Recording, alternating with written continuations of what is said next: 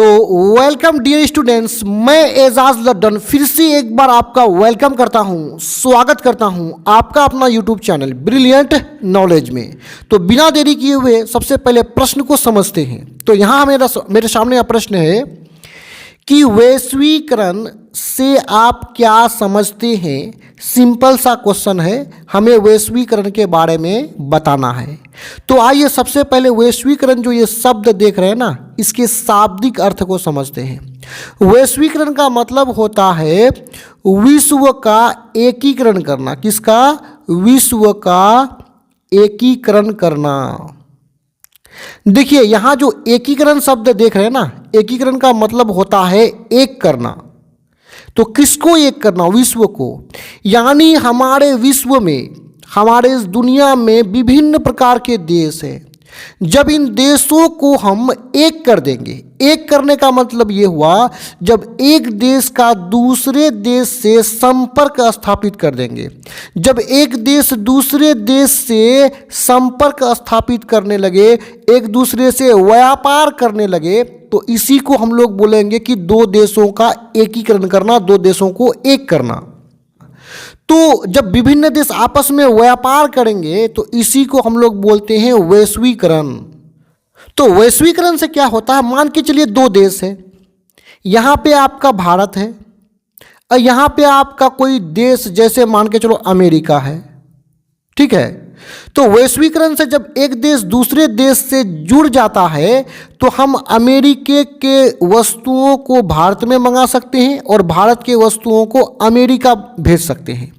यानी एक दूसरे के बीच व्यापार शुरू हो जाता है। यानी अमेरिका का जो वस्तु है वो भारत में मिलेगा और भारत का वस्तु आपको अमेरिका में मिलेगा।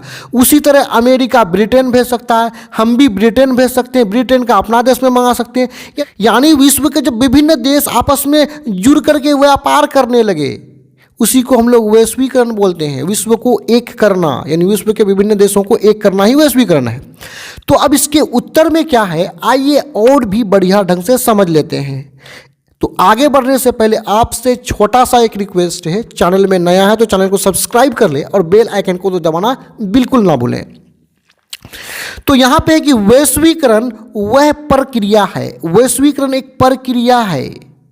कैसा प्रक्रिया है आगे देखिए, जिसके अंतर्गत, मतलब वैश्वीकरण के अंतर्गत विश्व के विभिन्न अर्थव्यवस्थाओं को, देखिए यहाँ अर्थव्यवस्था का मतलब देश होता है। प्रत्येक देश का अपना अपना एक अर्थव्यवस्था होता है। यानी विभिन्न देशों के जो कामकाज वाले क्षेत्र हैं, जो आर्थिक क्रिया हैं, उससे अर्थव्यवस्था बनता है। तो अर्थव्यवस्था का क्या? समन्वय। समन्वय का मतलब होता है तालमेल स्थापित करना एवं एकीकरण किया जाता है। सिंपल सा बात है कि वैश्वीकरण वह प्रक्रिया है जिसके अंतर्गत विश्व के विभिन्न अर्थव्यवस्थाओं के बीच समन्वय स्थापित की जाती है, मतलब तालमेल स्थापित की जाती है। यानी विश्व के बहुत सारा देश है तो एक दूसरे देश के साथ क्या? तालमेल स्थापित किया जाता है एवं एकीकरण किया जाता है, मतलब एक करने का काम किया जाता है। यानी विभिन्न अर्थव्यवस्थाओं के बीच तालमेल स्थापित करने का काम किया जाता है और इन अर्थव्यवस्थाओं को एक करने का काम किया जाता है। एक करने का मतलब एक दूसरे से संपर्क साधने का काम किया जाता है।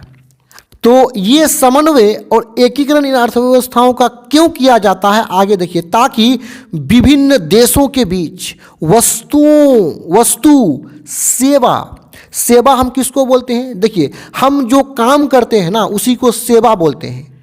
यदि कोई डॉक्टर मरीजों को देखता है तो वो सेवा है। टीचर विद्यालय में पढ़ाता है, पढ़ाना उसका सेवा है। पूंजी का मतलब रुपया वगैरह। श्रम का मतलब मजदूर। प्रौद्योगिकी मतलब टेक्नोलॉजी आदि का बिना रुकावट के आदान प्रदान हो सके। यानी वैश्वीकरण से हम विभिन्न देशों का जो एकीकरण करते हैं तो इससे एक देश दूसरे देश के साथ आदान प्रदान कर सके। आदान का मतलब अपने देश में मंगाना और दूसरे देश में भेजने को हम प्रदान बोलेंगे।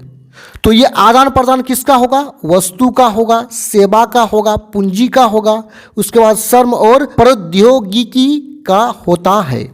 अब आगे थोड़ा सा और देख लेते हैं यहाँ पे कि वैश्वीकरण के परिणाम स्वरूप, चलिए जो वैश्वीकरण हुआ है इसके परिणाम स्वरूप, इसके रिजल्ट स्वरूप हमें क्या देखने को मिला, आगे देखिए। परिणाम स्वरूप ही आज विभिन्न देशों की वस्तुएं हमारे देश में उपलब्ध हैं, अब हमारे देश में मौजूद हैं। मतलब वैश्वीकरण से हमारा देश विभिन्न देशों से समन्वय स्थापित किया है, यानी विभिन्न देशों से व्यापार करना शुरू किया है। तो विभिन्न देशों का वस्तु हम मंगाते हैं अपने देश में, तो हमारे देश में जो है बहुत सारे देश के वस्तुएं उपलब्ध हैं, यानी जो वस्तु अमेरिका में मिलता है वो अब हमारे भी देश में मिलने लगे हैं, जो इंग्लैंड में मिलता है वो अब हमारे देश में मिलने लगा है। ऐसा क्यों हुआ है? ऐसा वैश्वीकरण के कारण ही हो पाया है। तो यहाँ पे वीडियो समाप्त होता है। इस तरह का और भी वीडियोस को देखने के लिए आप हमारे चैनल के प्लेलिस्ट में भी जाकर के देख सकते हैं। वीडियो देखने के लिए आपको धन्यवाद।